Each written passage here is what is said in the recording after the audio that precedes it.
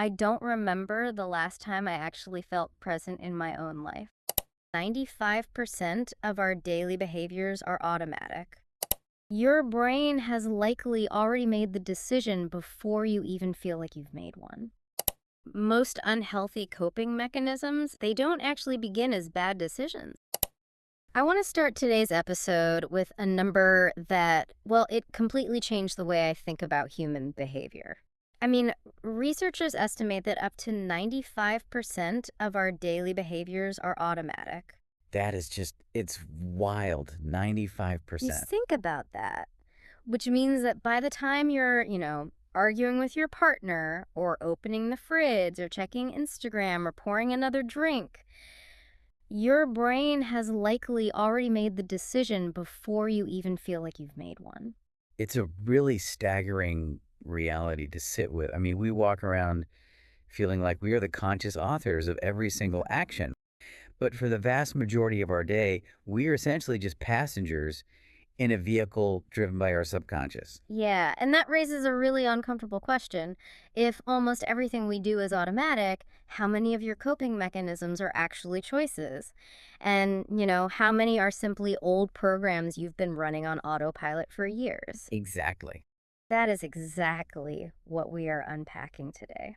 Welcome, everyone. We are so thrilled to have you sitting here with us as the third person in the room for this episode of the Living Better podcast. We really are. As always, our motto here is simple. Living longer is a science. Living better is a choice. We have deep gratitude for this community for always tuning in. Yeah, thank you guys so much. And if you haven't already, we highly suggest you subscribe to the channel so you just, never miss a conversation. So setting the stage for today, we are going to look really closely at our habits. And not the shiny aspirational ones, but the messy ones. And real ones. Right, the real ones. And I want to be clear right up front. This episode is not about achieving perfect routines. We're not going to sit here and pretend you need to meditate at 5 in the morning, drink your green juice, and achieve total emotional enlightenment by next Friday. Because life is not lived in perfect routines. I mean, it's lived in the complicated moments. It's that moment right after your boss sends a passive-aggressive email. Ugh, the worst. Or the moment you're finally alone in a quiet house with your own thoughts and you feel that sudden urge to just distract yourself. Yeah. So we are going to look at why our brains automatically default to behaviors that ultimately hurt us. And more importantly, how we can actively replace those responses in the real world without, relying on sheer exhausting willpower. Because nobody really tells you this, but most unhealthy coping mechanisms, they don't actually begin as bad decisions. No, they don't. They begin as brilliant survival strategies. Right. People tend to look at their bad habits as moral failures or lack of character, and they just aren't. They're actually evidence that your brain is incredibly good at solving problems. It's just that sometimes it solves today's emotional problem by quietly creating tomorrow's physical or psychological problem. Exactly. We have to remember the brain's actual job description here. Your brain has never been hired to make you fulfilled or happy or self-actualized. Not at all. It's been hired to keep you alive.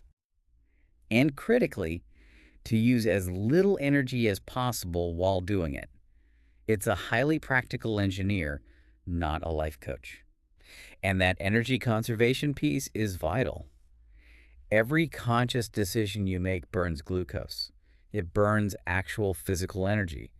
So the brain is constantly looking for ways to put behaviors on autopilot. It's exactly like learning to drive. I mean, think back to when you first got behind the wheel. Every single movement required intense, exhausting attention. Oh yeah, you're white-knuckling the steering wheel. Exactly. Checking the rearview mirror, hitting the turn signal, judging the exact brake distance so you didn't lurch forward. After a 20-minute drive, you were wiped out. Completely drained. But a year later, you pull into your driveway and you barely even remember the commute. Not because you weren't paying attention, but because your brain automated the sequence to save energy. Right. And coping mechanisms follow that exact same neurological pathway. Yeah. The first time you felt overwhelmed and, say, ate a sleeve of cookies, or doom scrolled for 2 hours. It was a conscious choice. It gave you relief. Yes, it provided an immediate hit of dopamine. It reduced your emotional discomfort quickly, and eventually, because it works so efficiently in the short term, the brain just automated it. Logic doesn't even enter the room anymore. The behavior just triggers the second the stress hits. There is a case study I was reading recently about a guy named Alex that illustrates this perfectly. On paper, Alex had a totally normal, successful life. No dramatic breakdown, steady job, great apartment, funny, good friends. Sounds great. Right. But his evenings were a completely different story. He would get home, throw his keys on the counter, open the fridge, turn on the TV, open his phone, eat, scroll, fall asleep on the couch, and repeat. Wow. And he described his life with this one sentence that just haunts me. He said, "I don't remember the last time I actually felt present in my own life." Oh, man. I think a lot of people listening can feel the weight of that sentence. Yeah. Because the specific activity might change, right? For some people, it's gaming. For others, it's online shopping or pouring a glass of wine. But the underlying pattern is identical. What we really have to distinguish here is the profound difference between entertainment and anesthesia. Okay, break that down for us. So, entertainment restores you. It leaves you feeling more alive, more rested, maybe even inspired.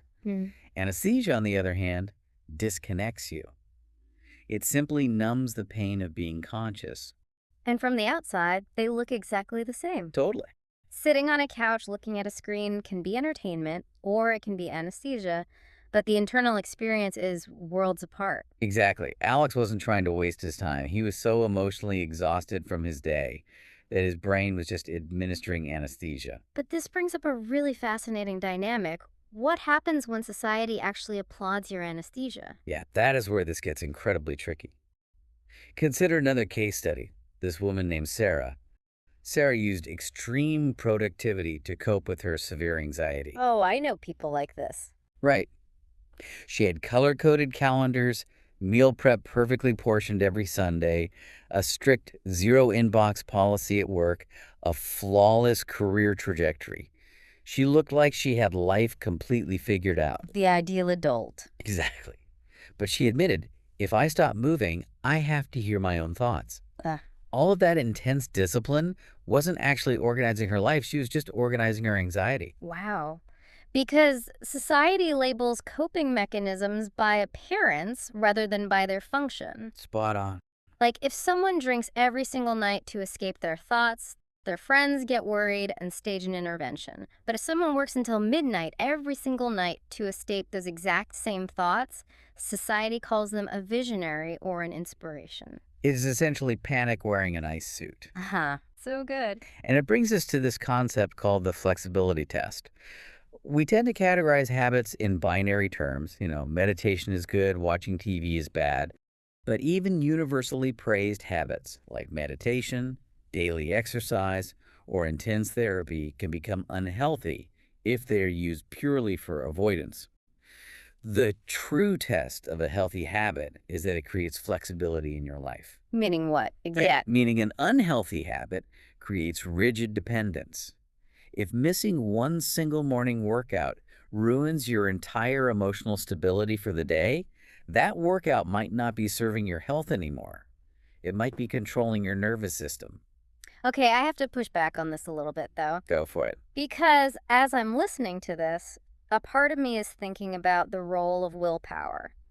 Doesn't discipline have to factor in at some point? Like, if we know a habit is just anesthesia, shouldn't we just force ourselves to stop doing it and push through the discomfort? Yeah, it's the most common reaction we have, especially in a culture obsessed with, grinding and hustling.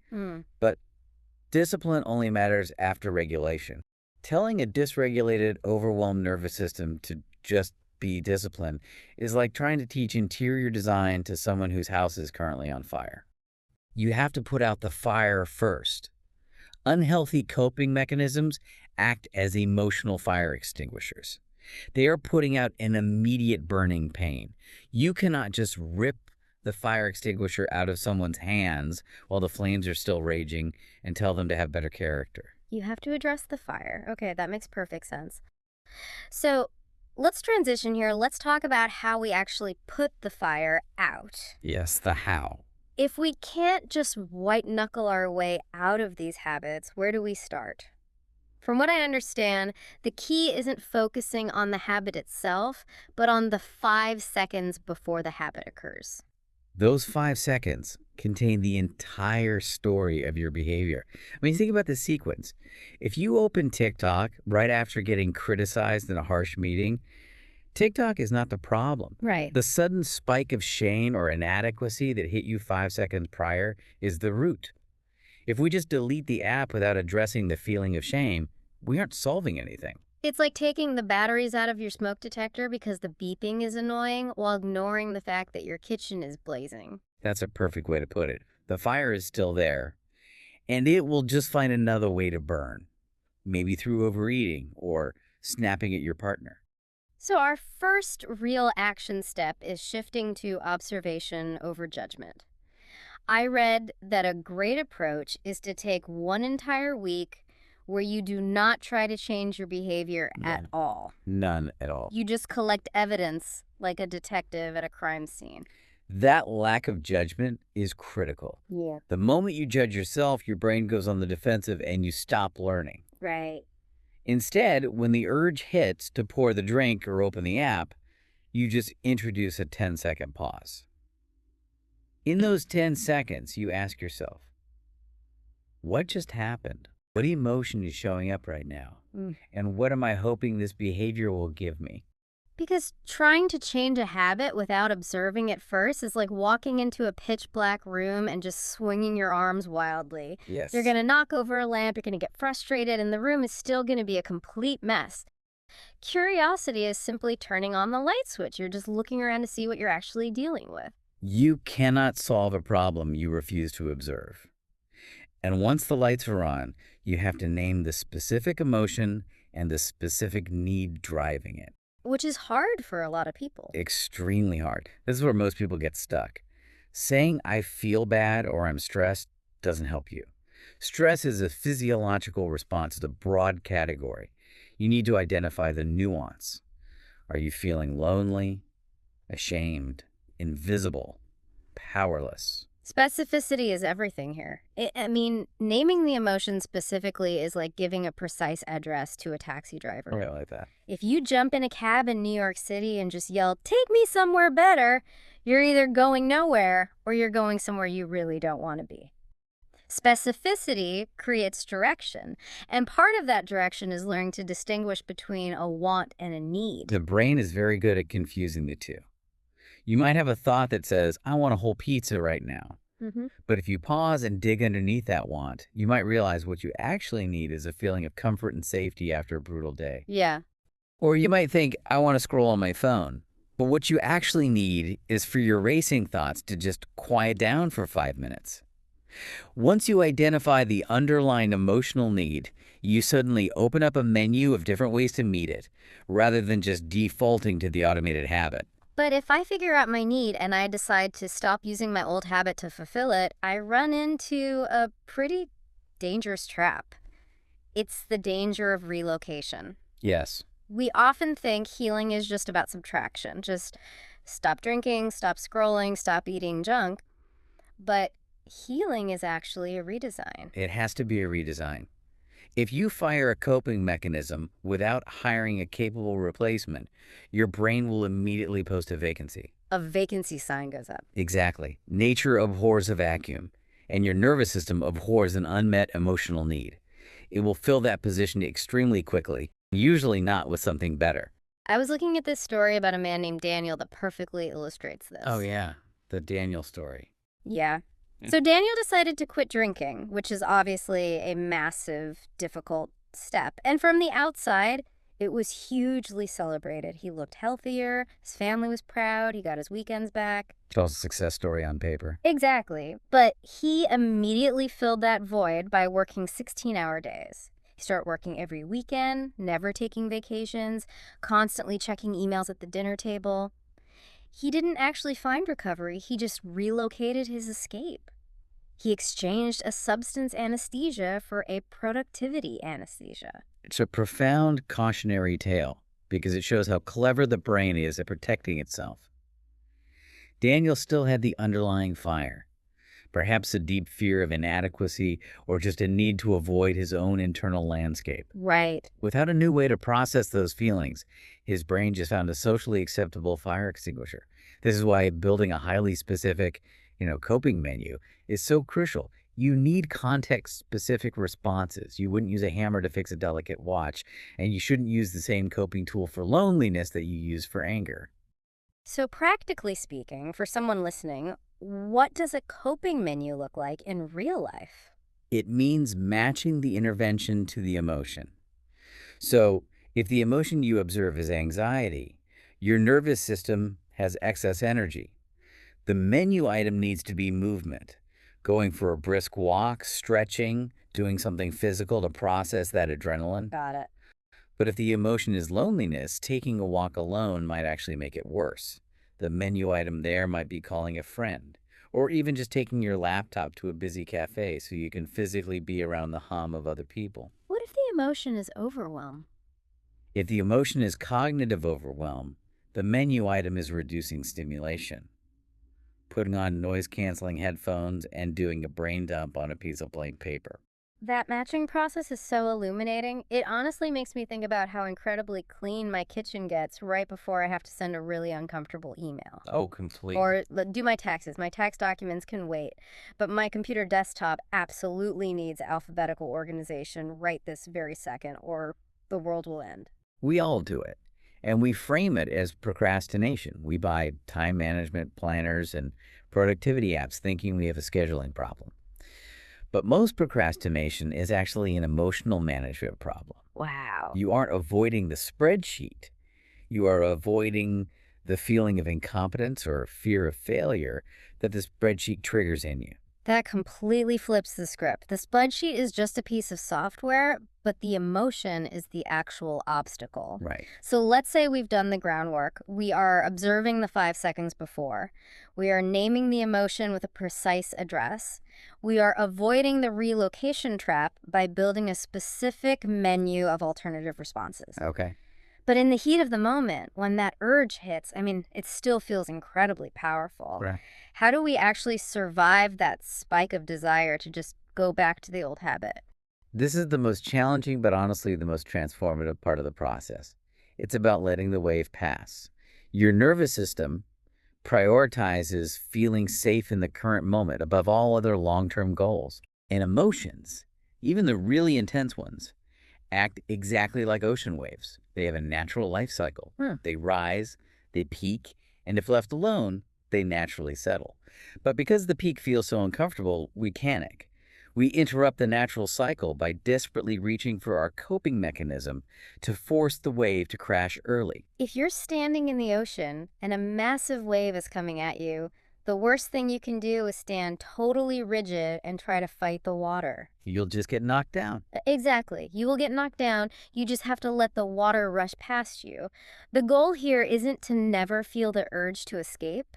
The goal is to observe the urge without immediately obeying it or rigidly fighting it, just noticing it and saying, oh, how interesting. My brain is feeling overwhelmed and it really wants immediate relief right now. Taking those 10 conscious seconds can literally interrupt 10 years of unconscious automated behavior. That's powerful. When you acknowledge the urge without acting on it, you create a tiny wedge of space between the stimulus and your response. In that space, awareness creates choice, and choice creates freedom. But it's scary at first. It feels terrifying at first, because your brain is convinced the wave will never end. But every time you ride it out, you teach your body that an uncomfortable emotion is not a death sentence. Which brings this entire narrative full circle back to Alex, the guy we talked about earlier, who was spending all his evenings completely anesthetized on his couch. Right, Alex. When he started applying this, he didn't magically get cured of scrolling forever. I think that's a myth we really need to bust. Progress for him wasn't measured by some flawless standard of perfection where he never looked at his phone again. No, not at all. It was measured by his recovery time. Yes. Recovery time is the true metric of healing. Right. He went from spending 3 entire days emotionally numb after a stressful event to catching himself and turning it into just one afternoon of numbness. He practiced taking a walk, pausing, and actually sitting with his discomfort for just a few minutes longer each time. And we have to celebrate that as a massive victory. Real healing in the real world looks a lot less dramatic than people expect. The goal for Alex wasn't to stop being human or to never feel stressed again. The goal was simply to stop needing to escape the experience of being human. That is a fundamental perspective shift. I mean, for a long time, I honestly thought healthy coping mechanisms existed to make painful emotions disappear. A lot of people think that. Yeah, I thought if I meditated enough or journaled enough, I would just never feel anxious. But they don't make the pain vanish. They exist to increase your capacity to carry the pain without abandoning yourself. They build your emotional load-bearing walls. They exist so that discomfort doesn't get to sit in the driver's seat and make your decisions for you. Every single time you pause, sit with the wave, and choose a new response from your coping menu, you are actively physically rewriting your brain's automatic predictions for tomorrow. It's actual neuroplasticity. Exactly. You are teaching your nervous system when life hurts, we have the skills to handle it. We don't have to disappear anymore. Healing is simply becoming someone who knows they have more than one way to respond. That is so empowering. You are showing your brain a new path, and eventually, with enough repetition, that new path becomes the 95% automatic default. It takes patience, and it takes immense self-compassion, but that neuroplasticity is always available to us. We've talked today about how our brains treat these coping mechanisms as employees, hired for a very specific job to protect us from pain. I want you to take a look at the habit you are struggling with the most right now. If that habit were a real person applying for a job to manage your future, and you were looking purely at their resume of results from the past 5 years, would you hire them? That's a tough question. It really is. Well, And if the answer is no, what does the job description for the replacement actually need to say? be curious before you're critical. Practice before you expect perfection. And remember, your brain is not your enemy. It has just been trying to protect you the best way it knew how. Now, you get to teach it a better way. Thank you so much for joining us today on the Living Better podcast. Remember that 95% autopilot doesn't have to dictate your destination if you finally grab the wheel. We'll see you in the next episode.